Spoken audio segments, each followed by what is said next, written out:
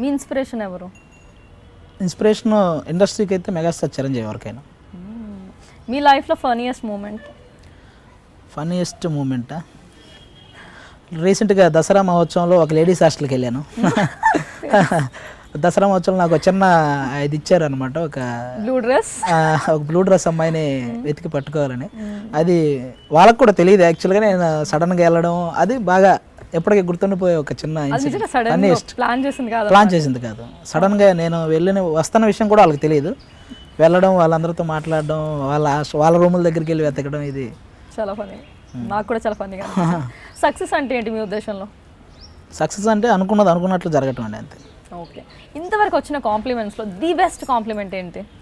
The best compliment వచ్చేసి చిరంజీవి గారు పిలిచి మీ స్కిట్లు చూస్తాను చాలా బాగుంటాయని చెప్పడం. Wow, so nice compliment from him.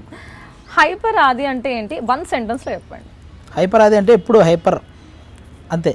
Frustrated guy.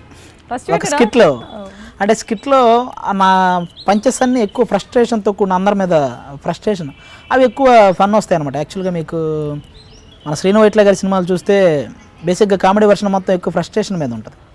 So అదే మీకు. Okay, very nice. మీ పంచ్ పవర్ సీక్రెట్ ఏంటి? అదే మనకు రైటింగే పంచ్ పవర్ సీక్రెట్.